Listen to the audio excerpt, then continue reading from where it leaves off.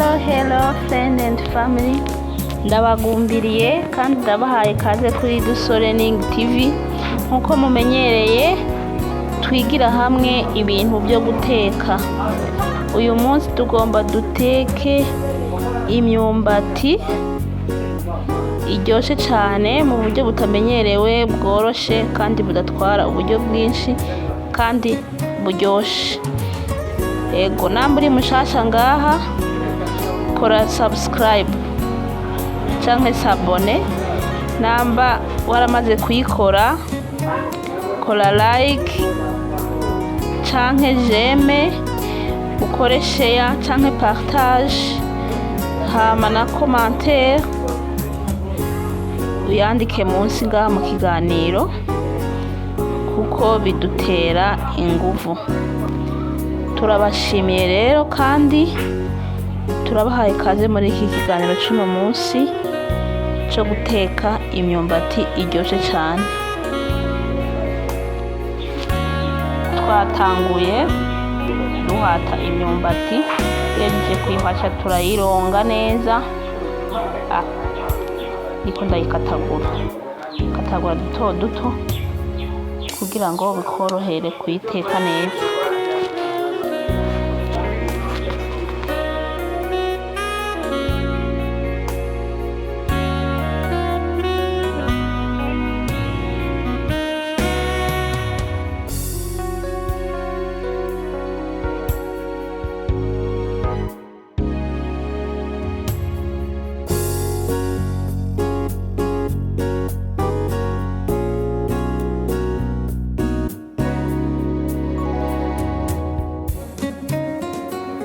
Aha ndahejeje kuyikatagura ngo maze kuyishira mu isafuriya, nayenda namaze gushirako amazi kumbabura kugira ngo nshiramwo iyo myumbati.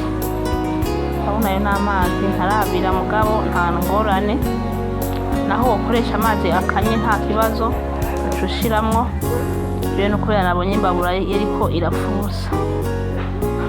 Shira mu mazi, shiramwo umunyu, hanyuma shefundikira.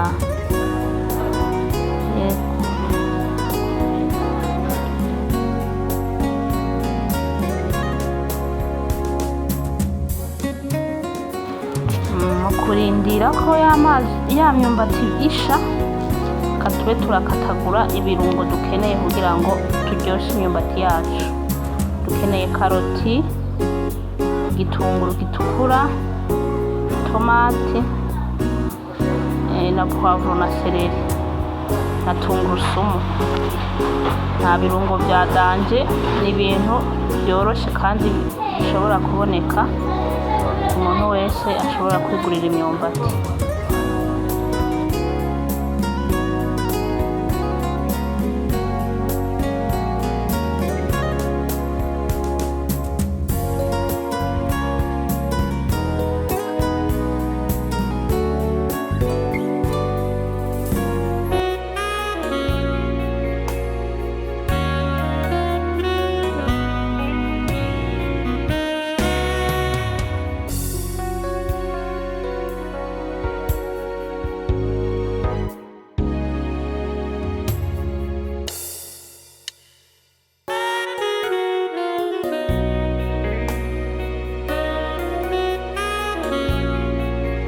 Ibirungo turabihejeje, inge turabe ya myumbati ko yoba yahiye.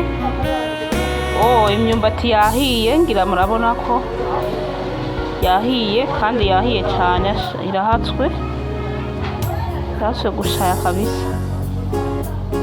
Aha rero ngomba nkarange ibirungo nshiramwo iyo myumbati. Turashiramwo amavuta yo guteka,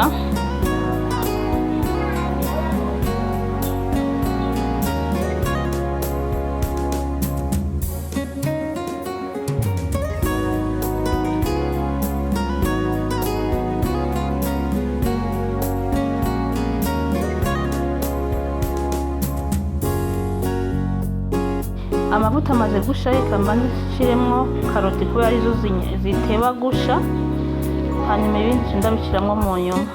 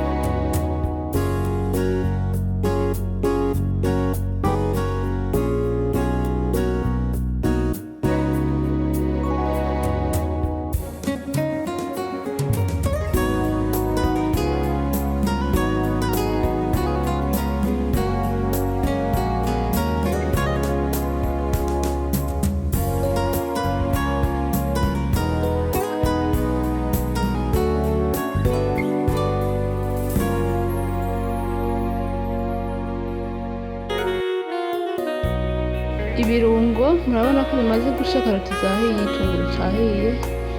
Aha tubashiremwo utwo n'udutungurusumu narafye, maze ndudushiramwo natwo, biramota. Ngira murazi ukuntu bimota kabisa. Shizemwo agatungurusumu gatuma indya zimota neza. Hanyuma hane ngomba nje shiramwo itomati, naziravye ngomba nje ndazisukamwo, hanyuma bice bimera neza. Murabona ko namaze kuzisukamwo, ngomba nindire gatoyi itomati zishe. Ziramaze gusha kugira ngo murabibona.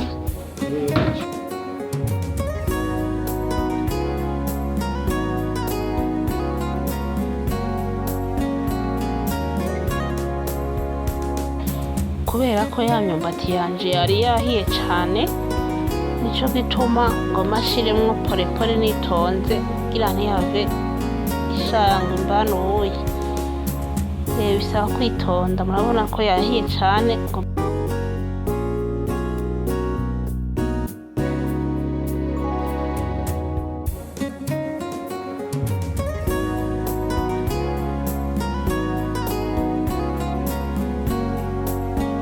Bakunzi banje, nagomba ndabasabe umunsi muzoba mutetse imyumbati ntimuze musamare. Jewe nasamaye gato, urabona ko yaciye isaha. Gusa hariho n'ubwoko bw'imyumbati usanga bisaba yuko uteka umwanya mutoyi cane, usamaye usanga yashaye. Aha rero murabona imyumbati isa neza cane kandi iraryoshe, iramota. Inge rero narure mbice muraba kw'isahani. Urashobora kuyirisha ico ushaka cose, gusa ntihabura akamoka. Rero ngomba ndayirishe ibiharage n'uturengarenga. Murabona utetse imyumbati uku usanga iryoshe cane, kandi uba wagize akantu kadasanzwe. Ko hariho abantu usanga baguma bateka uku, ntamutetse imyumbati ukaguma ubiteka kumwe, utetse ibiharage ukaguma ubiteka kumwe. Ifo ko umuntu ahindura akagira akantu kadasanzwe. Voilà, urabona imyumbati ukuntu iryoshe, irasa neza. Yego, bisaba tuze turahindura, tugira ibintu vyoroshe kandi biryoshe. Urashobora kuyifungurira abantu bakaryoherwa cane. Urabona ko jewe ngomba ndayifungure nkoresheje ibiharage, irengarenga. Karibu rero dusangire, kandi ndabashimiye abantu mwabanye nanje, muri abantu b'agaciro. Murabona ko dutera tuja imbere, kandi abibashimira ni kubera mwebwe mudahengeshanya kudushigikira. Imana ibahezagire cane. Bye bye, tuzosubira muri video ikurikira.